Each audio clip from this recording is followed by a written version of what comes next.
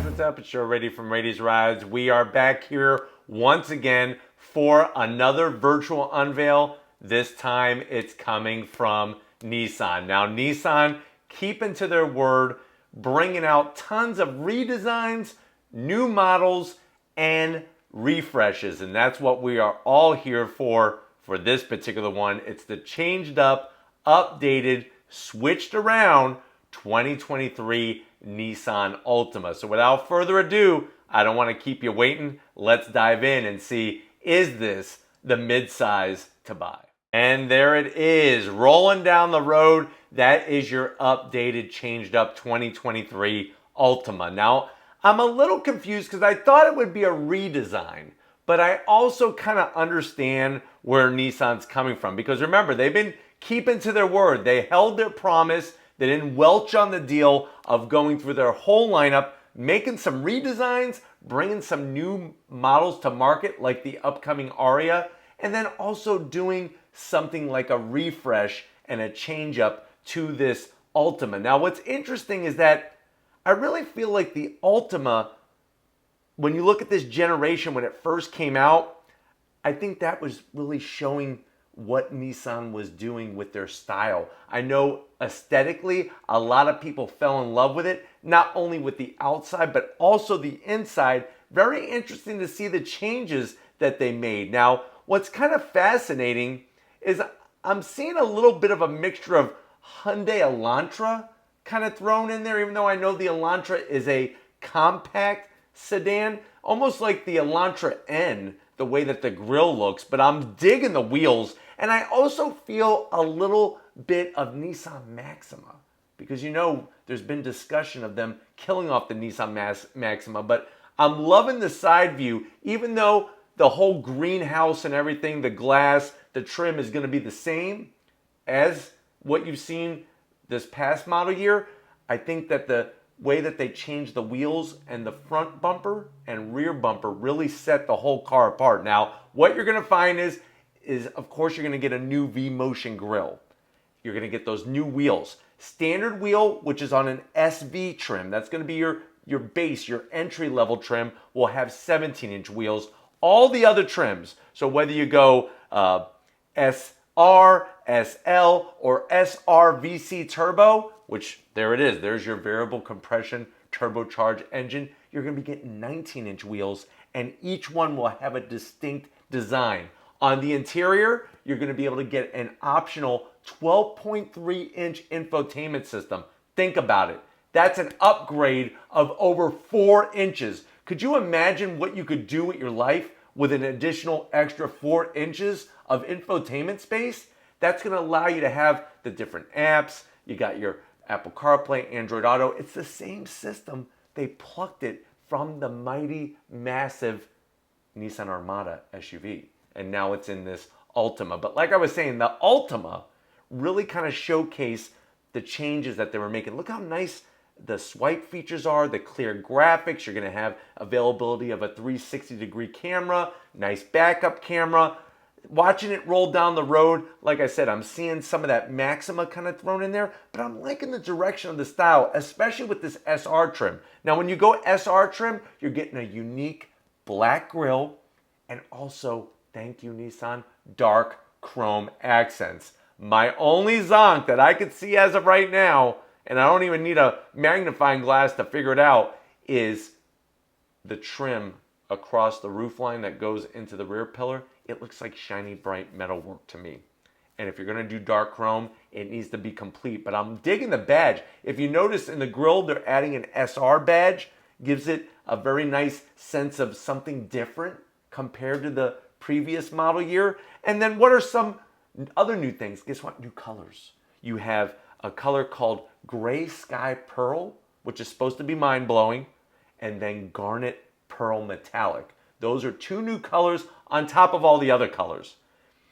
My big question is, and I don't know if anybody could tell me out there, those corner vents, are they going to be functional? Because as of right now, it looks like it's just blocked off, which we know what's going to happen with that, right? It's potentially going to have a zonk. Would have been nice to have some fog lights down in there, or if they're functional, fingers crossed, That really, to me, is the way to go. I also like the way they didn't go with black wheels on the SR trim. You got your black grille, you got your black trim, you got LED headlights, LED daytime running lamps, LED turn signals, all standard. But now you're getting those nice silver gray wheels. It's kind of refreshing to see a little bit of change from just the black wheels all over the place. Now the design does look a little complicated. Maybe you're a little worried about cleaning off the brake dust, but it's a labor of love. And like I said, if you're not looking back at your car after you park it, you bought the wrong car. But so far, looking at the different angles, it really feels like this is a very, very new, very fresh Nissan Altima, especially with the way that they did the interior. You still got the 7-inch digital gauge cluster with your analog gauges. I know they still have Lori's favorite option, which are going to be those NASA developed zero gravity seats. And I like the way that they continue to do the stitching, the flat bottom steering wheel. I know a lot of race car fans out there want that flat bottom wheel. You're getting your flat bottom wheel, but I'm really liking the stitching, wireless charging, USB-Cs, USB-As. What else do we got going on here? You could get this front wheel drive. You could get it all wheel drive. 8-way power adjustable driver's seat, which is nice. That 12.3-inch digital display, like I said. And then you're going to have your 2 engine options. And here's where it gets a little zonk-filled, as I like to say. Both of them are going to be 4 cylinders. You're going to have your standard 2.5-liter inline-4 pumping out 188 horsepower. What is it mated to? I thought for sure, I was willing to bet money on it, thank God I didn't, that they were going to put the 9-speed automatic in this Altima. No, it's the Xtronic transmission. What the heck does that mean? It's a CVT. So you still got the CVT on your standard engine, and I hate to say it, even with the VC turbo, that variable compression turbo that puts out almost 250 horsepower, you still got an Xtronic CVT transmission. It would have been nice for them to bump up these horsepower numbers a little bit more. If they could squeeze 275 out of that VC turbo, give it the all-wheel drive and give it a 9-speed automatic, it seems to me like that's almost a no-brainer for somebody that would want some sporty feel, some nice acceleration, and some engagement. But from this angle here, I'm loving what they've done to the front end.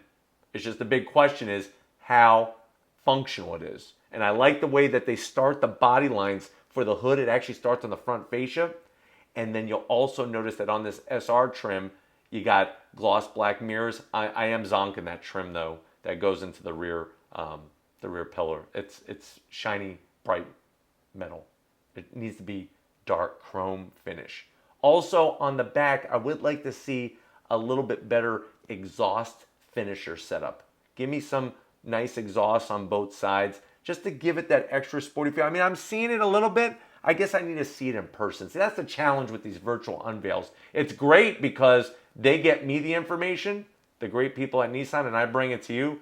But until we see this at the next auto show, and I'm going to probably say this will be at the Detroit Auto Show, which remember for 2022 has been moved to September, and it's back within the convention center of downtown Detroit. But there's your variable compression turbo. Very neat technology, but it's crazy that they have that variable compression turbo, but yet they still have a CVT transmission. Of course, it's going to be interesting to see what they do with their fuel economy, but I'm digging the changes that they made to the interior. I know some of you, and let me know how you feel about this. Would you have liked to seen a full 12.3-inch digital gauge display? And is this the midsize sedan that you would buy over a Camry, which remember hasn't been redesigned yet? A Honda Accord, which hasn't been redesigned yet.